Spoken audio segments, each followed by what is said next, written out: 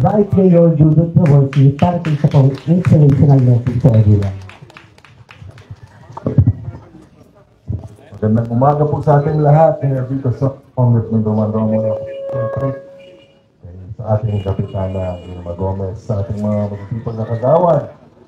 Bureau of Fire, nandito rin po ang siyempre mga engineering office sa DRMO, nandito po si engineering Arta at saka si Sir Brian. At sa mga mamayan ng Sumilang, magandang umaga po. No? Pasensya na po kayo, napaaga kami ng Mayor Vico. Sabi ko nga, 6:30 na yung flag racing, dumiretso pa kami sa Oakland. Tapos, basa pa rin yung buhok ni Kapitana pagdating ng bagong ligo, nagmamadali. Pero, itong project na pala ito ay na-complete ng last year pa. No? Pero again, ito isa sa mga proyektong kailangan po natin na maghanda, pero pinagdarasal po natin na never natin magamit. So, iwas po tayo sa sunog. Again, meron na po tayong mga na-install na ganito sa ibang lugar sa Pasig. Kailangan ko rin pong ipaalala sa ating mga residente. Sana po pangalagaan natin ito. Yung iba ho kasi, pangit man sabihin, pero yung iba, ninanakaw ho yung mga CPs at binibenta. Sabi ko, maawa naman kayo dahil ang katapat po nito ay safety ng ating mga mahal sa buhay na nakatira dito sa Hapson at sa Boyne Street. So, sana, makiusap tayo, kausapin natin yung ating mga kabataan, lalo na, yung mga fire cabinets po natin, hindi po laruan po yan, yan po yung nandiyan in case of emergency.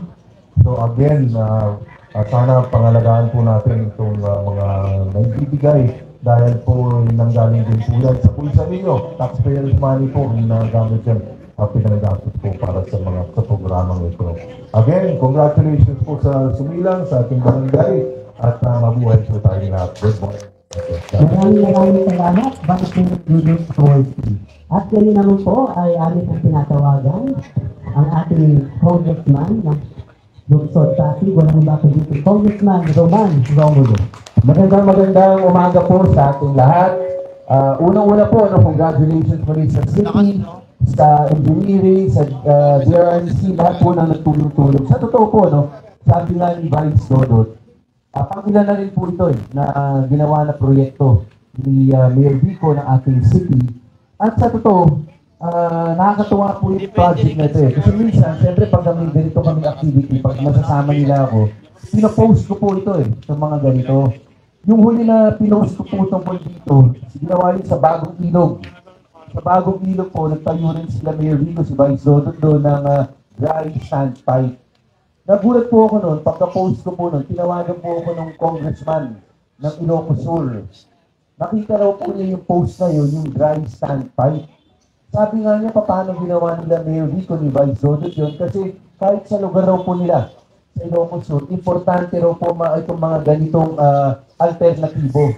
Kasi sabi nga kanina ni Sir Roland, sa totoo lang, maraming lugar, hindi na nasa Pasig, masisikip talaga yung looban Pag masikip ang looban, talagang hindi naman pwede pumasok yung truck. Dati po, meron dyan mga iniisip na bibili ng maliliit na fire truck. Pero lahat po yun. Isipin niyo po, kung maliit yung ipapasok ng fire truck, ibig sabihin nun, konti lang rin po yung tubig nun. Hindi rin po sasapat yun, nakalabas at papasok rin yun. Kaya nung nasabi nila Mayor Vico na meron silang ganitong dry sand pipe, talaga nakakatuwa po na nakikita po natin na sa ibang lugar ay inumpisa rin po itong ginagawa dito sa Lungsod ng Pasig. Kaya sana po, nabanggit kanina na pangalagaan po natin itong mga equipment na ito. Medyo sunod-sunod na naman, kaya huwag lang sana mangyari sa ating Vice Dudut, pero na-distribute nila yung emergency go bags nyo. Sa bawat isa po dito nakakuha na ng emergency go bags. So, may emergency go bags na po, meron po itong dry sand pipe. So siguro naman po talagang preparedness natin. At huwag naman mangyari ay ando doon. Pero ngayong umaga po, alam ko, masaya tayo sa mga different inauguration. Pero sabi na rin ko kanya, sabi ni Sir Alan and Sir Roland, ay babalik sila dito para din sa demonstration paano gamitin ito. Maganda po, matutunan po natin. Hindi naman po natin alam ano oras kung sana mangyari. Pero kung may mangyari, hindi natin ang oras, hindi natin alam kung sino nandito. Kaya maayos na lahat tayo kahit paano alam paano gamitin para masigurado natin na masalba natin yung pamilya natin at kung kaya yung ating mga ari-arian dito. Kaya muli po, congratulations po sa city. At pagtapos ito, lunch? May lunch ba tayo? Pero tayo na. Pero Mayor Vico, happy birthday. Akala ko mag-a-announce ka ng lunch. Brand. Pero sa totoo, no? Sa totoo, nakakatuwa rin talaga si Mayor Vico. Sa ganitong mga bagay, hindi talaga importante yung birthday. Pero sa dami po ng activities, kanina umaga ho, may Auckland Talisan. Ito, tapos may Meralco pa, kasunod-sunod pa. Ay, may gano'n naman talaga po tayo dapat. Talagang hindi talaga dapat huminto ang servisyo kahit birthday. Pero Mayor Vico, happy birthday and enjoy your special day. Maraming salamat, Congressman Roman Romulo. And of course, hindi na tayo magpapatumpik-tumpikaw. Tawagin po natin ang may kaarawan kahapon. Ang pinakamagaling at isa sa pinakamasipag ng leader ng Pasig. Walang iba kundi si Vico Soto. Okay. Yan po kayo. Magandang umaga. Salamat. Magandang umaga, Congressman, Vice Dodot, Kapmay, mga kagawad po natin at sa lahat ng taga-barangay Sibilan. Kamusta po kayo? Mabuti naman po. Gaya po ng nabanggit na rin kanina, yung mga proyekto na ito. Kadalasan, pag may proyekto ang gobyerno, gusto natin na magamit siya ng magamit. Kasi ayaw ang pondo ng ating pamahalaan kung di gagamitin yung mga pinabili, pinagawa ng pamahalaan. Pero ito po ay ibang klaseng proyekto na sana hindi natin magamit. Yung ating mga dry standpipe. Kinukwento nga po ng ibang mga taga dito sa akin, yung mga sunog nung nakaraan. Yung 80s, nagkaroon ng malaking sunog. Yung 90s, nagkaroon din ng malaking sunog. Hindi ko na po sasabihin na baby pa lang po ako noong mga panahon na yun. Pero talagang si Kapmay talagang aktibo na po dito ng mga panahon na yun. Pero yun nga po, sana hindi na po mangyari. Nagdadasal po tayo at nagtitiwala tayo na hindi na po mauulit yung ganung klaseng malaking sunog. Pero maganda pa rin po na kahit di siya mangyari, maghanda pa rin po tayo. Tayo po sa Pasig, naniniwala tayo sa disaster preparedness. Ibig sabihin, kahit malayong mangyari o malabong mangyari, paghandaan pa rin po natin. Para kung sakali ay hindi tayo magugulat, hindi tayo mabibigla, magkusahanda po tayo. Ganun din po, yung nabanggit ni Congressman, yung pag-distribute natin ng mga go bag, sana hindi natin magamit yung mga nilalaman pati yung mga first aid kit, sana hindi natin magamit. Mabuti na po yung meron po tayong ganitong proyekto. Ito naman dry standpipe, ito rin yung talagang nakita natin na paraan para safe yung mga looban natin. Dahil marami po talagang looban sa lungsod ng Pasig. At malalaki po. Dito nga po, sa totoo, dito sa Sumilang, hindi pa nga ganun kalaki kumpara sa ibang lugar, gaya ng Manggahan, Pinagbuhatan, malalaki po talaga mga looban. Ito po yung nakita natin na paraan para safe tayo. In case lang po na may sunog. Kasi yung maraming ibang sunod din marami din panukala, yung mga trike na fire trike, yung mga ganun. Pero sa nakita po kasi namin, hindi talaga masyadong okay din. Pag mamaya, ma-stack pa nga yun sa loob. Pagka naubusan ng tubig, maliit lang po yun. Ito po, yung pipe mismo, yung kakabit sa dry stand pipe natin, naka-extend po siya hanggang sa loob. Okay po tayo, mas safe po tayo. Banggitin ko na rin po, nasabi po kanina, pagkatapos po dito, diretso po kami sa Santos dahil kasama po natin ang Meralco, di ba, pang mga partners ng lokal na pamahalaan para sa tinatawag ng Meralco na anti-blight operations. Ito po yung paglilinis natin, pag-aayos po natin yung mga spaghetti wires, yung mga buhol-buhol na mga kable po natin para maging mas maayos at mas ligtas din po. Dahil alam po natin through the years, siguro sa loob ng 2 o 3 dekada, parami mga kable na kasabit sa mga poste at kung saan-saan po dumadaan. Nakita po natin, karamihan siguro, nasa kalahati, mga dead wires na nga po. Ngayon po, kausap ko po yung Meralco, ito po niyan, talagang mga last year pa lang, hinukulit na namin, nila Engineer Arta, Brian pati, no? Po, siyempre mga po dyan, mga poste ng Meralco, ito, hindi po namin pwede galawin yan kasi pag-aari po yan ng Meralco, minsan pag-aari po ng PLDT naman. Kailangan kasama po natin sila. Nalaman ko po, marami po pala sa ibang, hindi naman natin papangalanan, no? Pero may mga ibang LGU, ayaw po gawin. Kaya medyo nagdalawang isip din ni Meralco, tinanong nila sa akin kung okay ba talaga sa lungsod ng Pasig na gawin natin ito. Tinanong ko po, bakit? Ba't ayaw gawin ng ibang LGU? Bakit pinahold muna pansamantala ng ibang LGU? Yun pala, kasi pag mag-clear po yung Meralco, yung mga ibang telco po natin, hindi ko natin babanggitin yung pangalan ng mga kumpanya, hindi po nagpapaalam, hindi kumukuha ng request to attach.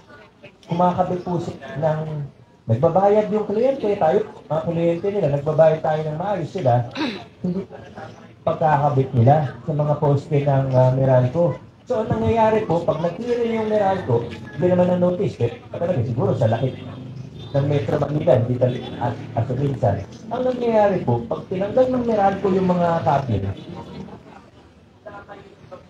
nawawalan ng koneksyon yung mga kliyente o subscriber. So, ilang linggo o ilang buwan, may ibang mga kliyente medyo magagalit.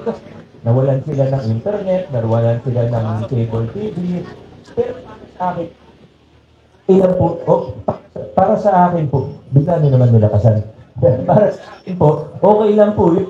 Okay lang po yun dahil, kumbaga, taga po tayo ng ilang linggo para sa kaayusan po ng ating lungsod. At para mapuwersa din yung mga telco na kumuha ng tamang permit at request to attach at kumabit sila sa mga poste ng maayos. So, konting, ganoon talaga, pagka sa pagbabago, kailangan talaga ng konting sakripisyo sa umpisa.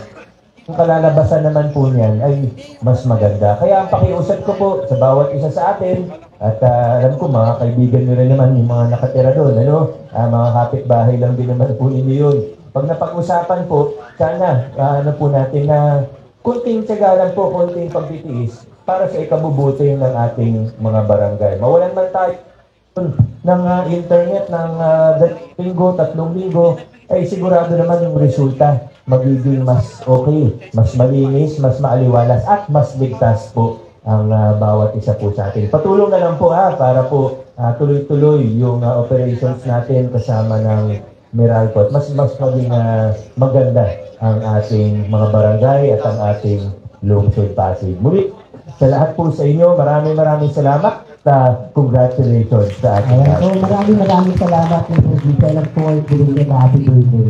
At po ito ngayon ay tayo na po ay i-bless na po natin ang ating installation rights and pag-supply section. Tinatawagan ko po si Father Ida Narellano to lead the blessing.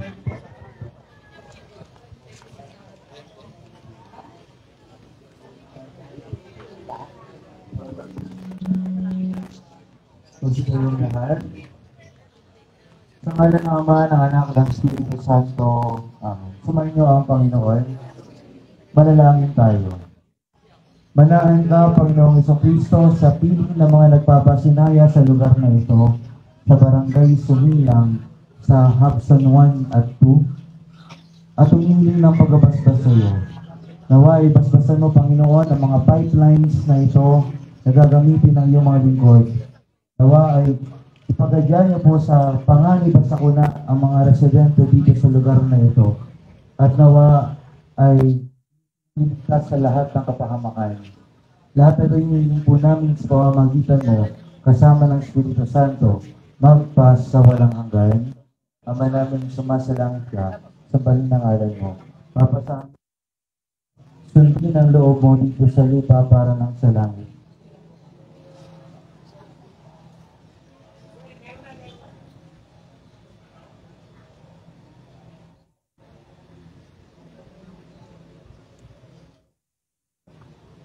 Aba, Ginoong Maria, napupuno ka ng grasya, ang Panginoong Diyos ay sumasa iyo.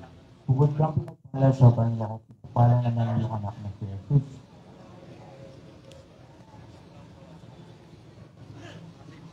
Luwan natin sama sa anak sa Espiritu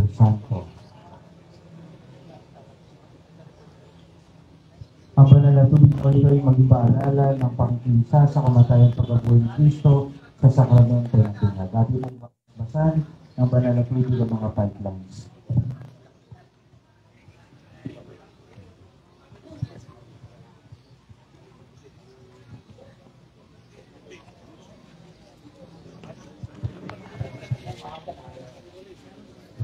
So, pinili ko po sina Soto, Vice Mayor Dudut, Congressman Cap, at ang mga sagawad po, sa likod po tayo para po sa ating pong ribbon cutting.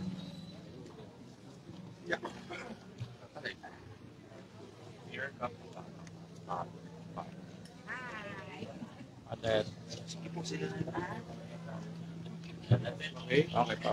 Dito.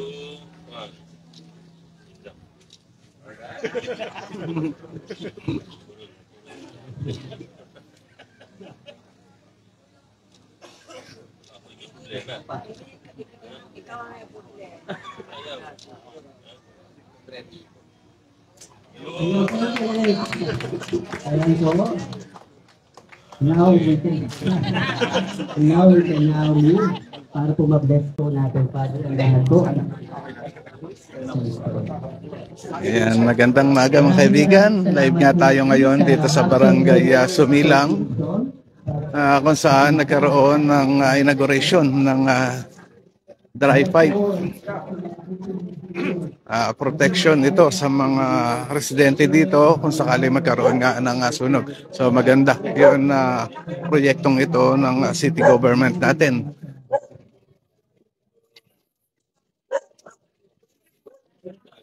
So sunod lang tayo kay Mayor Vico Soto. No? At kanina doon sa bandang Bukana, meron nang isa na dry pipe tayong nakita.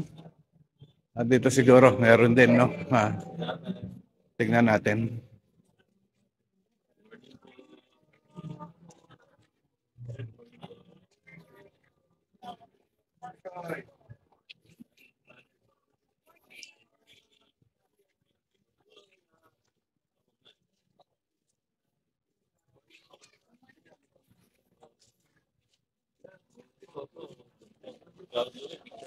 Okay po.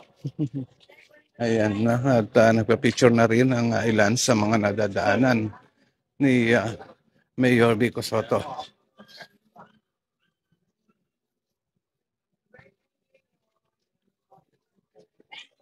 So ito yun na ilan mga pyros nga at may fire extinguisher dito sa iskinita na ito. Ayan. Ito yun na maganda talaga, no? Para hindi lumala ang sunog kung sakasakaling magkakaroon dito.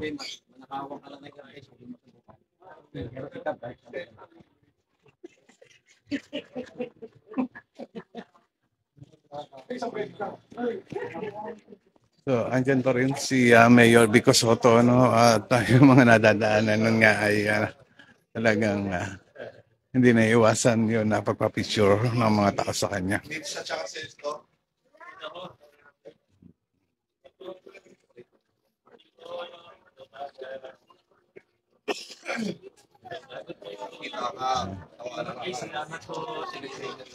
Ayan, at pumasok nga si Mayor Vico Soto dito sa iskinita sa Barangay Sumilang para kamustahin na rin yung mga taga dito.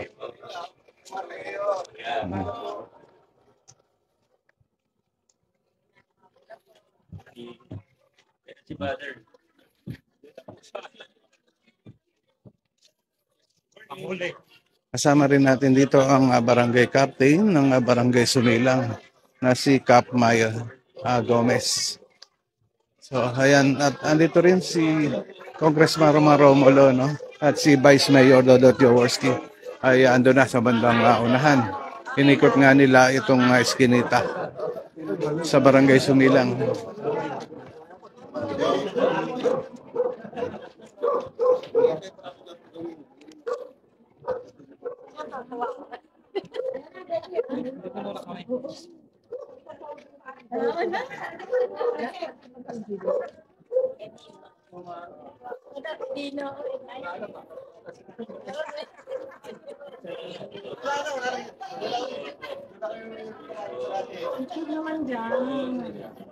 Wala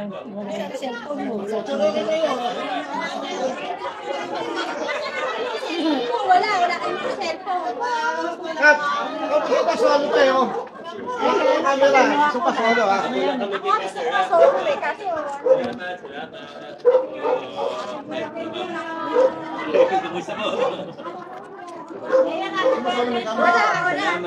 wala na sa taas yung muna ng cellphone ko. So pasolo, wala kang camera. Salamat. Thank you po.